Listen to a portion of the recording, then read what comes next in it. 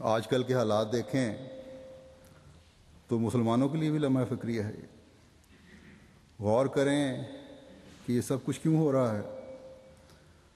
باوجود اس کے کہ مغربی دنیا میں تقریروں میں فنکشنز میں جب یہاں کے سیاستدانوں کو مسلمان اپنے فنکشن میں بلاتے ہیں، یہ خود اپنے فنکشن کرتے ہیں، تو مسلمانوں کی تعریف بھی یہ لوگ کر رہے ہوتے ہیں. لیکن جب مجموعی طور پر کسی فیصلے کا وقت آتا ہے تو فیصلے وہی کیے جاتے ہیں جو ان کی اپنی مرضی کے ہوں، نہ کہ مسلمانوں کو مفاد کو مد نظر رکھا جاتا ہے. بس یہ جو دوسرے درجے بلکہ تیسرے درجے کی حیثیت ہے مسلمانوں کی، اور ان کے اپنے ملکوں میں بھی حکومتیں چلانے کے لیے دوسروں کی طرف نظر ہے. پھر آسمانی اور زمینی آفات ہیں. یہ سب کیا ہے؟ سورہ حشر کی آیت جس کی میں نے تلاوت کی ہے، اس سے پہلے آیات میں مخاطب مومن ہی ہیں. تقوی اختیار کرنے کی طرف توجہ دلائی گئی ہے، کل کے لیے کچھ آگے بھیجنے کی طرف توجہ دلائی گئی ہے، آخرت کی اور عاقبت کی فکر کی طرف توجہ دلائی گئی ہے، اللہ کی یاد کی طرف توجہ دلائی گئی ہے. ورنہ فرمایا نتیجتاً تم خود اپنی پہچان کھو بیٹھو گے اگر اس طرح توجہ نہیں کرو گے. فسق و فجور میں پڑ کر ذلت کا سامنا کرو گے. بس ہوش کرو اور شیطان کے پنجے سے نکلو اور اپنے دلوں کی سختیوں کو اللہ تعالیٰ کی یاد سے بھر کر نرمی میں بدلو. لیکن شیطان نے ایسا قابو کیا ہے کہ حقیقت کو سمجھنا نہیں چاہتے. اللہ تعالیٰ نے اس کا نقشہ ایک جگہ اس طرح کھینچا ہے کہ وَلَٰكِن قَسَتْ قُلُوبُهُمْ وَزَيَّنَ لَهُمُ الشَّيْطَانُ مَا كَانُوا يَعْمَلُونَ. یعنی ان کے دل تو اور بھی سخت ہو گئے، اور جو کچھ وہ کرتے ہیں شیطان نے انہیں اور بھی خوبصورت کر کے دکھایا ہے. ہر آفت سے، ہر مشکل سے سبق لینے کے بجائے ظلموں میں اور بڑھ جاتے ہیں، فسق و فجور میں اور بڑھ جاتے ہیں.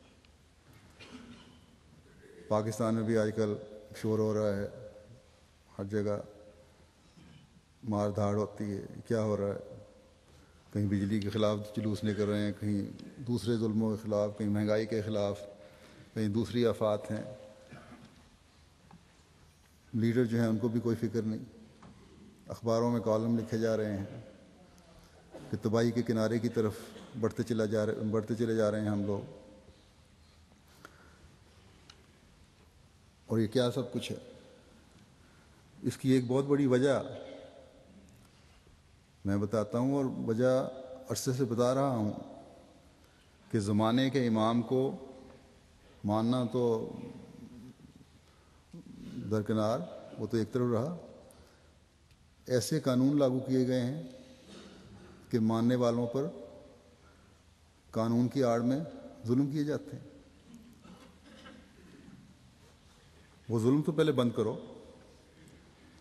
امام الزمان کے خلاف ہر سرکاری کاغذ پر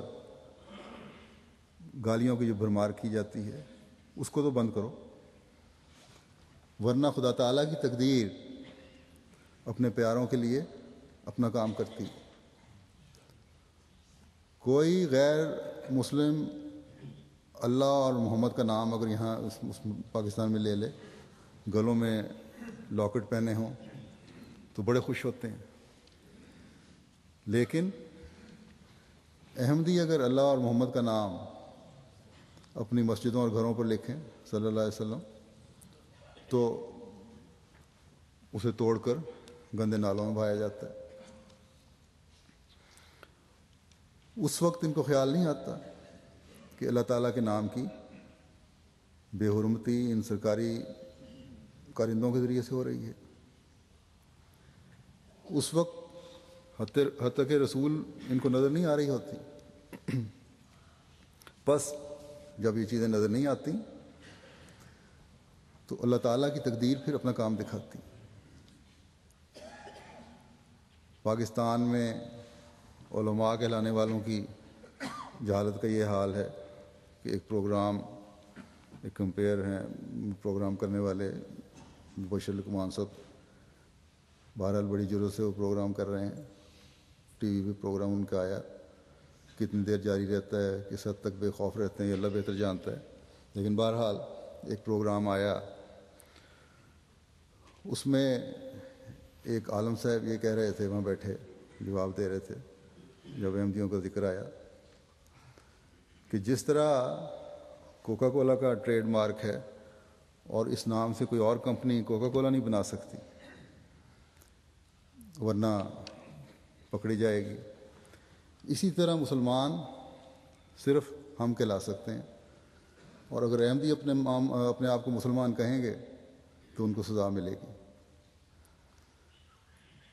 یہ علماء ایسے فتوے دینے والے ہیں جن کے بارے میں حدیث میں آتا ہے، حضرت صلی اللہ علیہ وسلم نے فرمایا کہ ایک زمانے میں انتہائی جاہل اشخاص کو لوگ اپنا سردار بنا لیں گے اور ان سے جا کر مسائل پوچھیں گے اور وہ بغیر علم کے فتویٰ دیں گے، بس خود بھی گمراہ ہوں گے اور لوگوں کو بھی گمراہ کریں گے. مسلمان کون ہے، اس کی کسی لمبی علمی بحث میں نہیں پڑھنا چاہتا، لیکن یہ واضح ہو کہ کامل فرمانبردار اور حضرت صلی اللہ علیہ وسلم کے تمام حکموں کی پر عمل کرنے والے اور قرآن کریم کی پیروی کرنے والے اگر ہیں کوئی مسلمان کی تعریف میں آتے ہیں تو وہ احمدی ہیں. 2 احادیث بھی اس بارے میں پیش کر دیتا ہوں جس سے مسلمان کی تعریف جو حضرت صلی اللہ علیہ وسلم نے فرمائی ہے، اور یہی حقیقی تعریف ہے، نہ کہ ان علماء کی جو کوکا کولا کے پیٹنٹ نام کو اسلام کے نام کے ساتھ ملانا چاہتے ہیں. جہالت کی انتہا ہے. اس سے بات واضح ہو جاتی ہے کہ مسلمان کون ہے. ایک حدیث میں آتا ہے، ابھی مالک روایت کرتے ہیں، کہتے ہیں کہ حضرت صلی اللہ علیہ وسلم نے فرمایا کہ من قال لا الہ الا اللہ وکفر بما یعبد من دون اللہ حرم مالہ ودمہ وحسابہ علی اللہ. کہ حضرت صلی اللہ علیہ وسلم کو یہ فرماتے میں نے سنا کہ جس نے یہ اقرار کیا کہ اللہ تعالیٰ کے سوا کوئی معبود نہیں اور انکار کیا ان کا جن کی اللہ تعالیٰ کے سوا عبادت کی جاتی ہے، تو اس کے جان و مال قابل احترام ہو جاتے ہیں، ان کو قانونی تحفظ حاصل ہو جاتا ہے. باقی اس کا حساب اللہ تعالیٰ کے ذمہ ہے، وہی جانتا ہے کہ اس کی نیت کیا ہے اور وہ اس کی نیت کے مطابق بدلہ دے گا اسے. کلمہ پڑھنے کے بعد، لا الہ الا اللہ کہنے کے بعد وہ بندوں کی گرفت سے آزاد ہو جاتا ہے. پھر ایک دوسری حدیث میں آتا ہے، انس بن مالک رضی اللہ تعالیٰ عنہ روایت کرتے ہیں کہ حضرت صلی اللہ علیہ وسلم نے فرمایا کہ من صلی صلاتنا واستقبل قبلتنا واکل ذبیحتنا فذلک المسلم الذی لہ ذمۃ اللہ و ذمۃ رسول اللہ فلا تغفر اللہ فی ذمتہ. حضرت انس بن مالک کہتے ہیں کہ حضرت صلی اللہ علیہ وسلم نے فرمایا کہ جو شخص ہماری طرح نماز پڑھے اور اس میں ہمارے قبلہ کی طرف منہ کرے، ہمارا ذبیحہ کھائے، وہ مسلمان ہے، جس کی حفاظت کی ذمہ داری اللہ اور اس کے رسول صلی اللہ علیہ وسلم نے لی ہے. بس اللہ کی ذمہ داری کی بے حرمتی نہ کرو، اسے بے اثر نہ بناؤ اور اس کا وقار نہ گراؤ. بس علماء جو یہ کہتے ہیں ان سے میری درخواست ہے کہ اپنے اسلام کو پیٹنٹ نہ کروائیں، ایسا اسلام پیش نہ کریں جو اللہ اور اس کے رسول کی تعریف کے مخالف ہے۔ اسلام وہی ہے جس کی تعریف حضرت صلی اللہ علیہ وسلم نے فرمائی ہے۔